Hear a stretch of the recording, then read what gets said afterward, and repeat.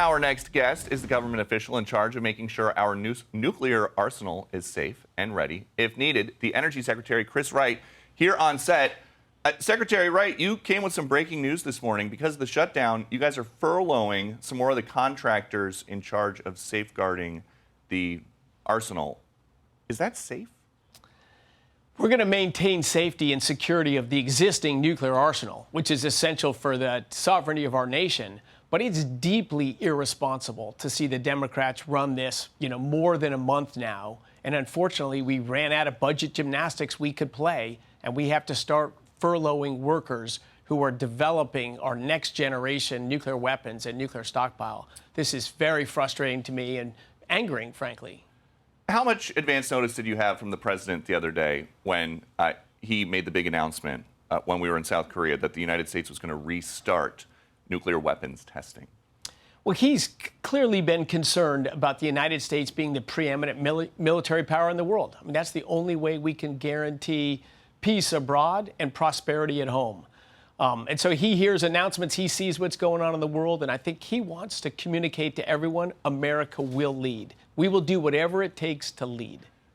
It's funny because when you came on with the cabinet, President Trump was talking about how he needed you as the energy secretary because you're a genius who is going to lower energy prices in the country.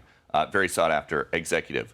Did you think, when that's how things start, that you would have to be dusting off the test nukes so soon?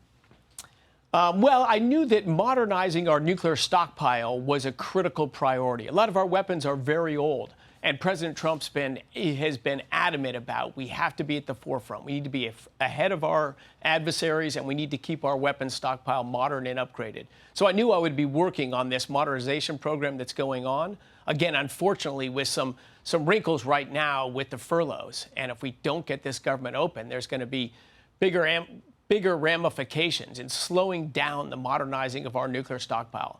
But is he passionate about keeping us in the lead militarily? Absolutely he is. And I think people have a lot of questions about how this is all going to work.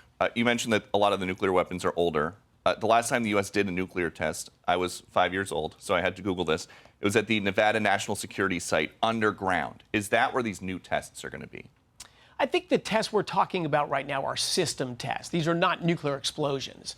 These are what we call non-critical explosions. So you're testing all the other parts of a nuclear weapon to make sure they deliver the appropriate geometry and they set up the nuclear explosion. And so this is not something where as soon as they... And how long is it going to take to get these systems ready for a test? We've been working on this. President Trump has been constantly pushing and asking, how is our modernization efforts going? What do you need? How can I further accelerate it? Do you have the funding you need? We got some additional funding in the One Big Beautiful Bill, thanks to the president and the Republicans in Congress. And now, of course, he's deeply concerned about this shutdown, where we have to start furloughing workers who are doing this critical effort. So this is not something where people who live in the Nevada desert should expect to see a mushroom cloud at some point. No worries about that. No worries about that. And is this, you're talking about modernizing the weapons. Are the tests going to be to the existing stockpile that has been in there for 30 plus years, or are we testing new systems? Yeah, the testing that we'll be doing is on new systems. And again, these will be non-nuclear explosions. These are just developing these sophisticated systems so that our replacement nuclear weapons are even better than the ones they were before. They're reliable in all circumstances, under all conditions, and they deliver the performance they were designed for.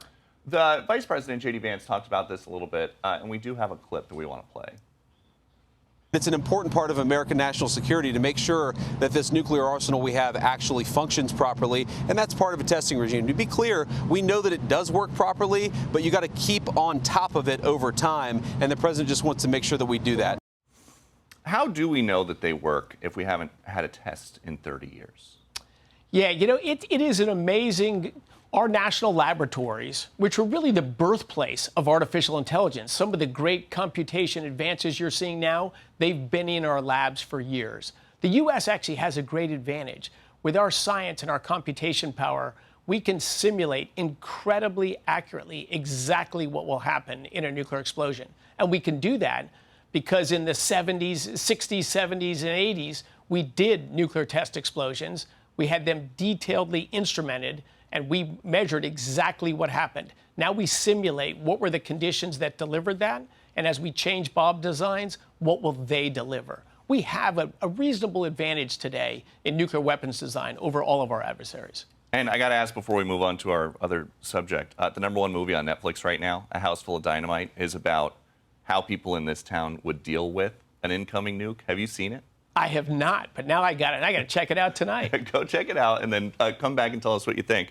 I do want to ask you about this. A big part of the president's agenda, he wants to be a global leader for AI. Big companies are building data centers everywhere, but that requires a lot more energy than we have right now. And the grids, it seems like, are getting kind of stressed. When will we have enough energy to be an AI powerhouse? It will go in parallel. We are bringing energy on the grid today. Some of it is new power plant construction. That takes time. So those will come on. But there's a lot of just bad policies from the Biden administration that said, yes, you have that power plant there and it can produce power, but you're only permitted to run it 40 days a year because of our climate rules. So last summer, I was able to waive some of those regulations to prevent blackouts. We would have far more blackouts and even higher power prices if we had continued the trajectory of the Obama and Biden presidencies. They really were digging us into a hole. You go to Germany, go to United Kingdom, and see 40 cents a kilowatt power. That's the trajectory we were on. And of course, you can't win the AI race with that. But there's some creative ways that we will bring many gigawatts of power on just in the next few months, tens of gigawatts in the next year or two. And we will stay in the lead in the AI race if we don't have other things get in our way and blow it. But boy, if President Trump had not won the re-election, China would be the gold and silver medal in AI, but not under this administration. All right. Energy Secretary Chris Wright, thank you very much for being here. Thanks for having me, Peter. All right. Of course. Great to see you.